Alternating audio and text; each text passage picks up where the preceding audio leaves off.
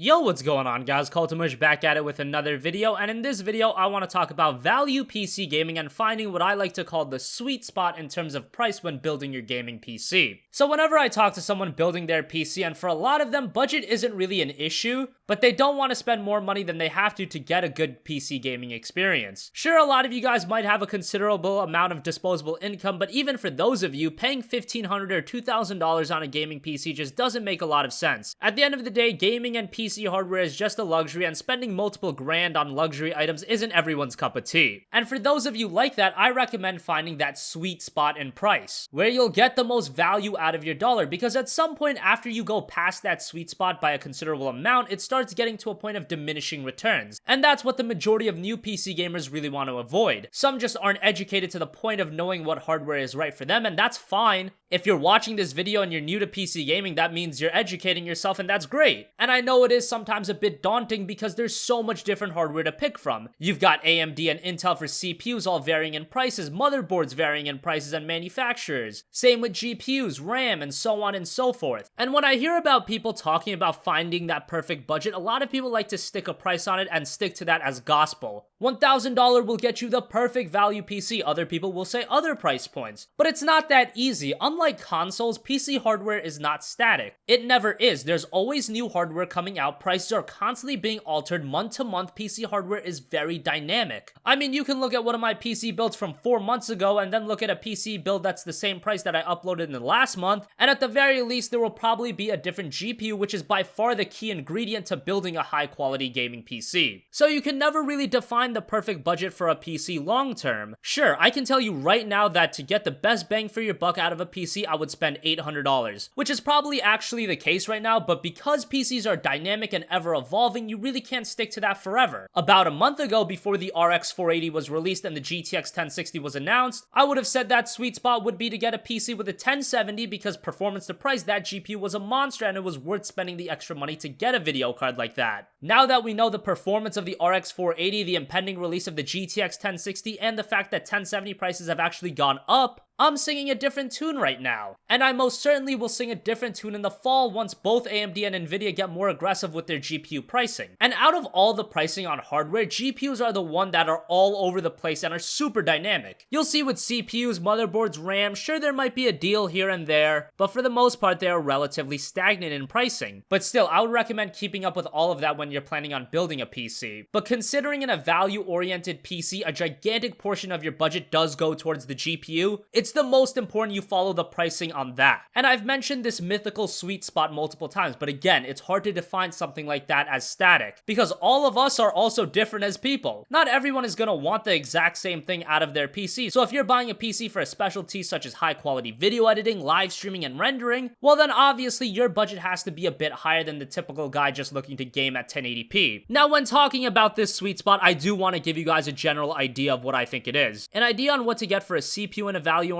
PC is an i5. Price to performance, that's going to give you the most bang for your buck. And an overclockable i5 will obviously do the trick even better. Motherboards, I generally don't like to spend over $120 on. You can find deals for pretty good motherboards even at the sub $100 range. As far as RAM is concerned, for a long time I would just say go with 8GB of RAM and don't even think about it. But considering at this point how cheap 16GB of RAM is, it's only around $60, getting yourself a kit of that isn't a bad idea. With RAM, you really can't go wrong either way for a value-oriented PC, no less than 8GB and no more than 16GB in my opinion. For power supplies, there's a lot of great ones in the $50 to $60 range. This is one where a lot of people will tend to overspend on. Power supplies are very, very important, but sometimes me included, we do overvalue them a little bit. Yes, the PSU is so important, but no need to spend $150 on a power supply when you just have something like a GTX 960 or a 1060 in your build. You can get away with a $50 to $60 power supply. And then there's the case, which in a value PC, I wouldn't spend over $65 on. When building a PC on a budget, the case is one of the last things I think about. Yes, I don't want to get a rinky-dink case for $15 or $20, but at the end of the day, most cases over that $45 range are very good. And after all that, it comes back to the graphics card, which is constantly changing. Right now, the RX 480 is a beast for the price. The upcoming 1060 looks like absolute insanity for its price. We'll have to wait and see when that releases. But again, all of this, especially the GPU, is ever evolving, and if you're getting into PC gaming, it's not not a bad idea for you to understand all of the pricing and numbering, because at some point after you build your PC, you will want to upgrade, and understanding the marketplace for PC hardware will help you in the long run to not burn yourself. So I know I really couldn't give you an exact answer in this video on what that sweet spot is, but I hope for those of you looking to get into PC gaming, I was able to clear some things up. As always, guys, thanks for watching. If you have a request for a future video, you can leave that in the comment section down below, and I will catch you guys in the next one. Peace out.